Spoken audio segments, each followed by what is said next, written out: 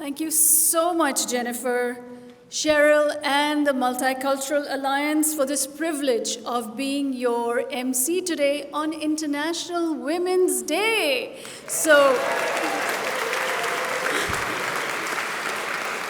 We want to acknowledge all the hardworking grandmothers, mothers, sisters, daughters, and wives. My husband is here, so wives. All right, so I'd like to reiterate what Jennifer said. You have the cards on your table, how to get involved cards. Fill them out on the back. You can suggest a friend who would love to participate in our programs. You can volunteer them, they'll thank you later. And you can suggest the name of somebody who you would like to also be recognized by us as a future honoree. There's also the silent auction going on in the lobby, so we hope you've placed your bids, and the winners will be announced at the end of the evening, so you can't run away early. It's truly an honor to share the stage with Opal Lee and Fred Slayback, who have done an incredible amount of work to promote peace, equity, and inclusion. In 2015, I spoke at the MCA Gala about my experience with table talks. It was an innocuous evening, but it changed my life. I made a few hundred friends through Cheryl and Adina and the MCA and Peace Together, and I served on the board of both organizations, so be careful what you sign up for. But I'm thrilled to be back celebrating the work of this glorious organization. I have 3 short stories to share with you tonight. A little over a year ago, when I heard that our friend Rabbi Charlie and other members of Congregation Beth Israel were held hostage at their synagogue, my first instinct was to be there for our dear friend Adina. And along with 2 of my other friends right here tonight, Asra and Salima, we rushed over and met Adina at a local church across the street from the synagogue. Along the way, we stopped to pick up Adina and Charlie's favorite Pakistani food, samosas. Being South Asian, we know that sharing food can heal 90% of the world's problems.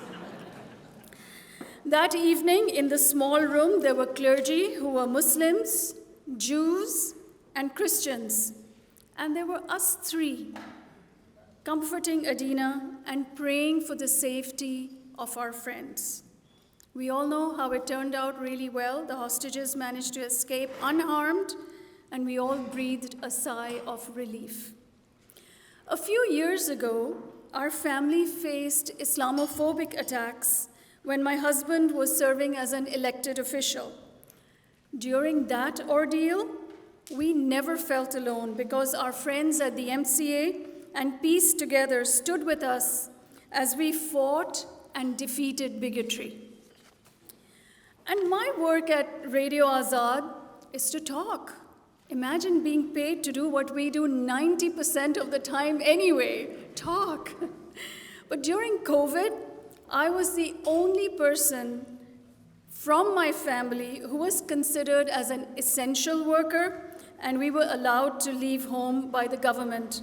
Perhaps they knew I would be hazardous to the health of my family if I was locked up with them. But it was during this time that I realized the true value of the radio.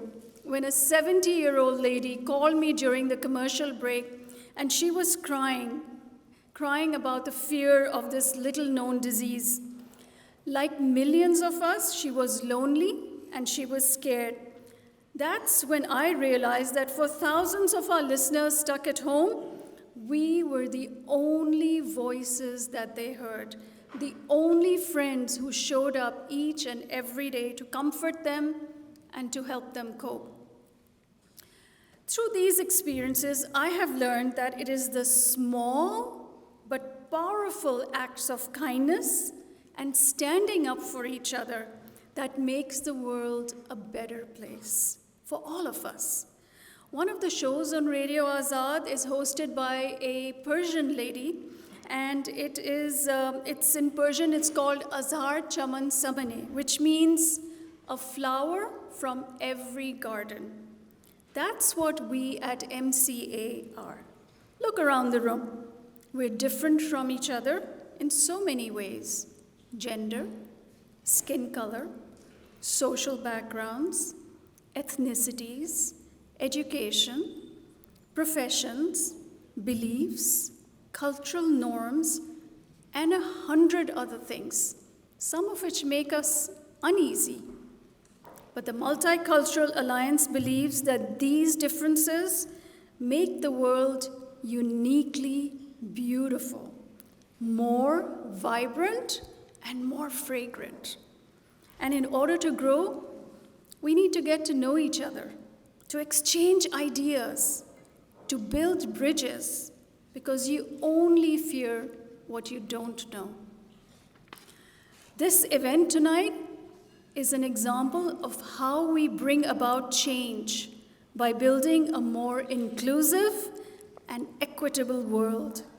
It is with small but meaningful gestures like our presence tonight, our pledges, and our support that we can create a more understanding, accepting, and kinder world for our children. Thank you.